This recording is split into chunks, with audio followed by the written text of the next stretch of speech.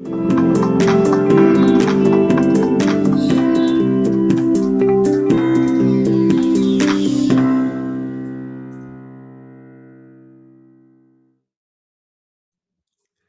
Assalamualaikum warahmatullahi wabarakatuh. Bertemu lagi dengan Luciana Pratiwi. Di sini kita akan membahas pertemuan 4. Setelah kemarin kita membahas mengenai flowchart, kali ini kita akan membahas branching atau percabangan.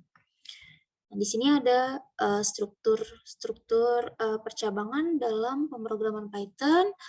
Ada 5 struktur, ada percabangan if else, else, kemudian ada percabangan nested if, dan yang terakhir ada switch case. Nanti kita akan bahas satu persatu mengenai struktur percabangan yang ada di dalam pemrograman Python. Yang pertama itu ada struktur percabangan if. Struktur percabangan if digunakan untuk suatu pilihan keputusan. Nah, di sini jika kondisinya benar atau true, maka statementnya dikerjakan.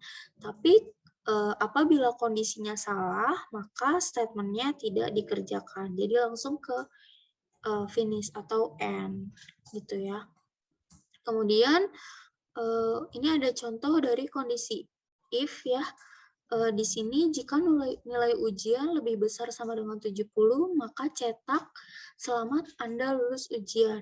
Nah, di sini juga sudah ada penulisan kode programnya ya, kalian bisa ikuti atau kerjakan untuk codingnya ya di aplikasi Python kalian, di bahasa pemrograman Python kalian. Nanti hasil runningnya akan seperti ini. Masukkan nilai Anda 75. Jika dimasukkan 75 akan keluar selamat Anda lulus ujian, seperti itu.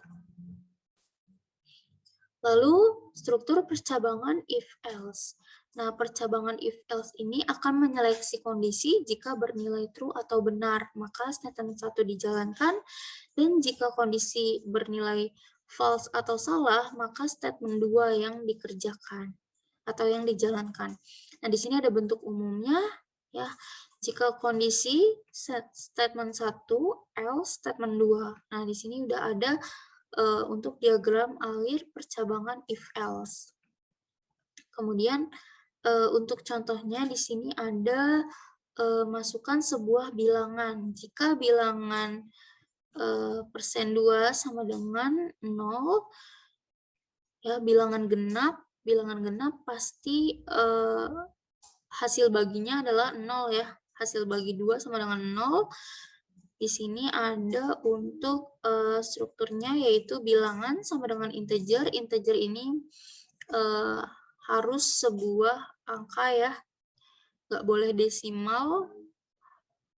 Jika bilangan hasil bagi 2 sama dengan 0, print bilangan tersebut adalah genap. Ya, jadi kalau misalnya hasil baginya merupakan 0, berarti bilangan genap. Tapi jika print bilangannya adalah ganjil, gitu ya, itu adalah misalnya di sini hasil bagi 9, berarti kan 9 dibagi misalnya 3 dibagi 3 kan hasilnya 1, masih ada sisa 1, itu merupakan bilangan ganjil ya. Nah, di sini ada hasil runningnya. Masukkan sebuah bilangan 9, bilangan 9 adalah ganjil. Kemudian masukkan sebuah bilangan 6 adalah genap. Jadi nanti sudah ada gitu ya untuk kondisi masing-masing kondisinya. Terus statementnya itu di bilangan genap atau bilangan ganjil, seperti itu. Kemudian ada contoh program if else yang lain. Di sini ada syarat membuat KTP umurnya minimal 17 tahun ke atas. Apabila kita masukkan umur, itu harus input berapa umurnya, integer berarti pakai angka, kemudian print, kamu boleh buat KTP. Jika umurnya sudah 17 tahun, nanti akan cetak, kamu boleh buat KTP. Else, tetapi jika angkanya di bawah 17 akan tercetak kamu masih di bawah umur, seperti itu. Nah, di sini ada contohnya hasil runningnya, berapa umurnya 18, nanti hasilnya kamu boleh buat KTP. Tetapi jika umurnya 16, nanti akan tercetak kamu masih di bawah umur, seperti itu. Kemudian ada struktur percabangan if, elif, dan else. Ini digunakan untuk menguji lebih dari dua kondisi. Bila kondisi satu benar, maka statement satu dikerjakan. Tetapi bila salah, menuju ke kondisi dua. Jadi di sini ada dua kondisi ya. Kalau yang tadi kan kondisinya hanya satu. Nah, untuk yang percabangan if, else ini kondisinya ada dua. Bila kondisi 2 benar, maka statement 2 dikerjakan. Jika salah, maka statement 3 dikerjakan. Jadi ada 3 statement karena di sini kondisinya ada 2. Nah, bentuk umumnya seperti ini. If kondisi 1, statement 1, elif, kondisi 2, statement 2, kemudian else, statement 3. Ini ada contohnya untuk program if, elif, else. Ya, untuk input nilai akhir. Jika nilainya yang diinput 80, maka grade-nya A. Tetapi jika nilainya 70, grade-nya B. Dan jika nilainya 60, grade-nya C, dan seterusnya. Gitu ya. Nah, hasil runningnya seperti ini. Masukkan nilai akhir, jika kalian memasukkan nilai akhirnya 70, maka yang tercetak adalah grade-nya B. Terus untuk masukkan nilai akhir 90, grade-nya A, gitu ya. Kenapa? Karena di sini jika nilainya lebih dari 80, maka grade-nya A. Nah, di sini apabila kalian memasukkan nilai akhirnya 90, maka yang keluar grade-nya A. Kemudian, masukkan nilai akhir 65, maka grade-nya C, karena di sini elif nilai lebih dari 60, print-nya tercetaknya grade-nya C, seperti itu. Kemudian ada lagi contoh program if, elif, else, itu ada untuk hari, menentukan hari. Jika hari 1 itu hari Senin, hari 2 hari Selasa, sampai pada hari Minggu. Jadi apabila kalian menentukan harinya hari keberapa, hari kedua, berarti yang keluar atau yang tercetak adalah hari Selasa, gitu ya, sampai pada hari Minggu. Kemudian di sini ada tambahan materinya, kalian bisa lihat ya, di sini ada repositorinya. Ini isinya jurnal, sistem pakar diagnosa keguguran pada ibu hamil.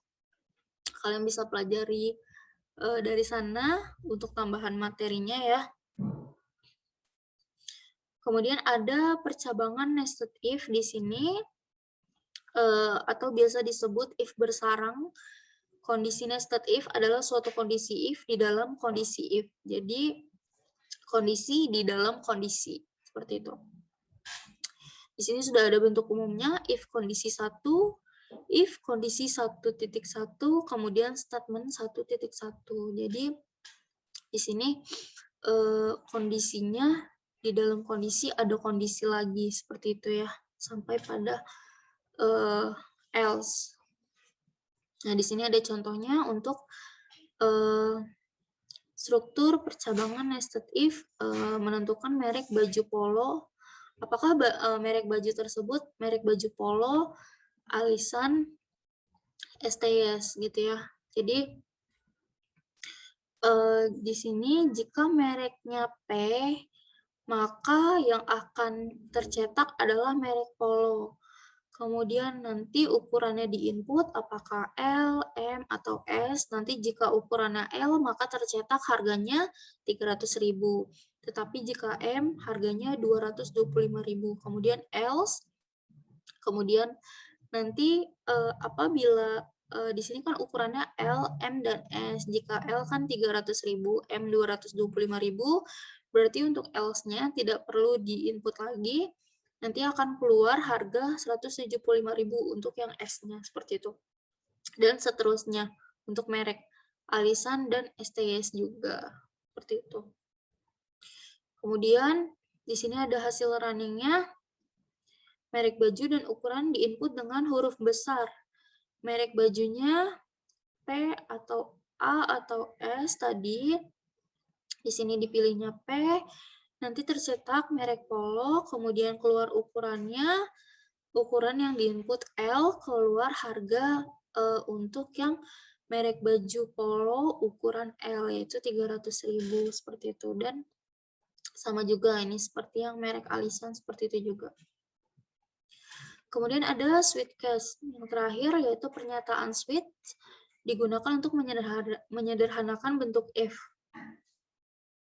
Bentuk umumnya seperti ini, switch argumen, case argumen 1, aksi 1, dan seterusnya sampai default, kemudian otherwise aksi. Nah, di sini ada contoh programnya, membuat pilihan menu masakan sebagai berikut. Jadi di sini ada contoh program untuk membuat pilihan menu. Masukkan pilihan, jika pilihan 1, maka menu yang keluar adalah nasi goreng. Jika pilihan 2, yang keluar menu mie goreng, dan jika pilihan 3, menunya capcay. Kemudian nanti akan tercetak menunya. Nah, di sini ada perintahnya, dev 1, maka yang keluar nasi goreng, kemudian dev 2 yang keluar mie goreng, dan dev 3 yang keluar capcay, gitu ya. Kemudian sweet case, print menu makanan, print. Kemudian di sini kita bisa pilih mau nasi goreng, mie goreng, atau capcay. Jika pilih ketiganya, nanti hasilnya akan seperti ini hasil running. Nah, di sini ada latihannya, nanti kalian bisa kerjakan ya. Ada buatlah program dari pseudocode berikut ini gitu ya. Kalian bisa kerjakan. Ada tugas mandirinya juga.